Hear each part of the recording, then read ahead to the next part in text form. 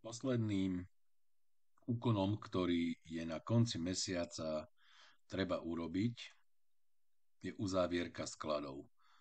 Čím si spravíme nejakú značku, kde nám končí máj, lebo ten koniec mesiaca samozrejme nebude nikdy 31.5., ale môže byť akýkoľvek iný deň, hej, u niekoho to môže byť dokonca aj 15. aj 26.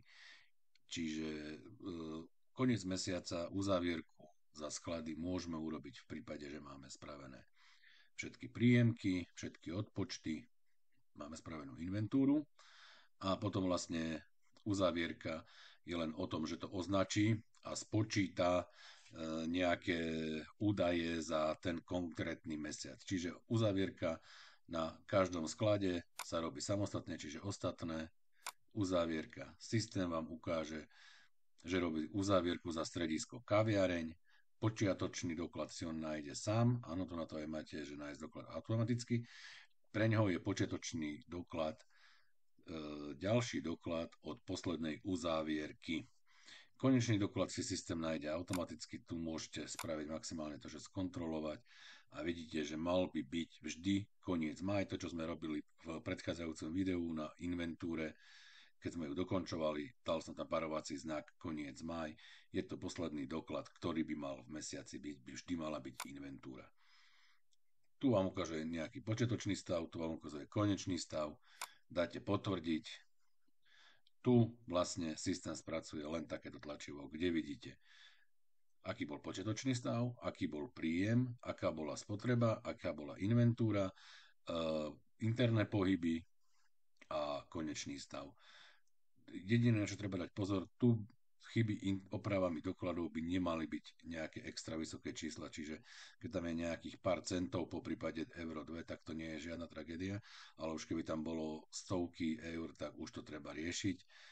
Tam väčšinou je problém, že to je vydané v zlom účtovnom období, ale keď budeme robiť všetko postupom, akým sme si postupne tie školenia robili, tak by sa vám to nemalo stávať. Čiže tu na to len zatvoríte, po prípade ak chcete vytlačíte, ale nie je nutné to tlačiť teraz, lebo vieme to vytlačiť naraz, lebo okrem uzávierky kaviarne budeme robiť vlastne uzávierky všetkých stredisk. Áno, čiže teraz som uzavrel kaviareň, systém sa ma pýtal, či chcem otvoriť nové účtovné obdobie, čo sa mi už na kaviarni prejavilo. Tu dám koniec, prepnem sa na ďalší sklad, je to jedno, tá postupnosť, ktorý sklad kedy uzavriete, tú uzavierku. Len upozorňujem, vždy to robíte až po inventúre a samozrejme pred inventúrou musia byť urobené všetky už spomínané kroky, takže vždy len po inventúre. Znovu ostatné uzávierka, zase systém si spočíta, ukáže vám, automaticky si nájde počiatočný doklad, konečný doklad, počiatočný stav, koľko bol, konečný stav, koľko je. Dám potvrdiť. Zase pripravím tlačivo. Ak chcem, vytlačím. Nemusím tlačiť, budem tlačiť nakoniec. Zatvorím uzávierku. Nasleduje zmena účtovného obdobia.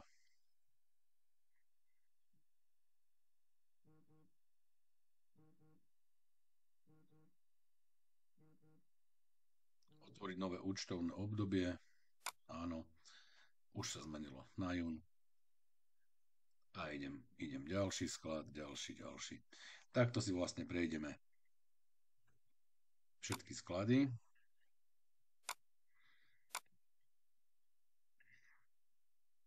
Dokola to isté uzávierka.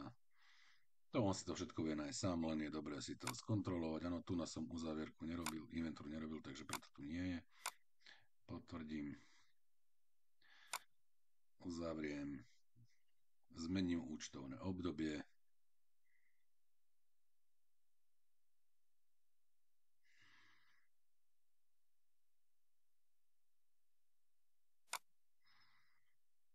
Ešte nám zostáva hlavný sklad.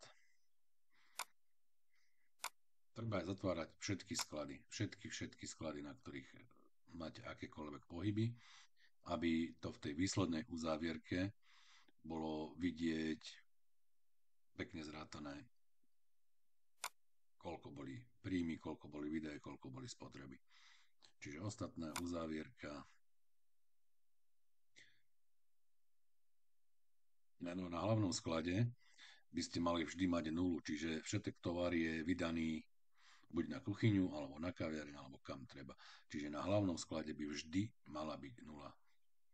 Keď tá nula nie je, niečo sa spravilo zle. Ale toto by malo byť vyriešené ešte pred inventúrou, lebo týmto pádom, keby som zistil, že tu mám nejaký konečný stav, tak musím zrušiť inventúry, musím dokončiť presunky, ktoré z hlavného skladu, teda prevodky, buď bytaj interný na kuchyňu, alebo na kaviareň, alebo na výdaj, a znovu musím spraviť inventúru. Čiže na tom hlavnom sklade je dobre mať nulu. Vždy, keď robíte príjemku na hlavný sklad, nadostanete priebežky, aby ste si to posúvali rovno preč. Na hlavnom sklade v podstate nerobíme inventúry, lebo tam nie je na čom, lebo je tam nula, spotreba je tam samozrejme nula. A tu vidíme, koľko sa nakúpilo na hlavný sklad, za koľko peniazí sa vydalo z hlavného skladu. Uzavriem, teraz mám uzavreté všetky sklady, otvorím si nové účtovné obdobie, nasleduje uzavierka hotela, kde systém vlastne len vám ukáže, aké strediska máte, aký máte celkový počiatočný stav, konečný stav, interné pohyby. Tu niekedy zvyknú vyskočiť nejaké chyby, keď tak musíme to spolu dohľadať, že čo bolo. Mala by tu byť ideálne nula. Čiže chcem za všetky strediska, potvrdím, uzávierku za máj, teraz robíme uzávierku celej vašej prevádzky.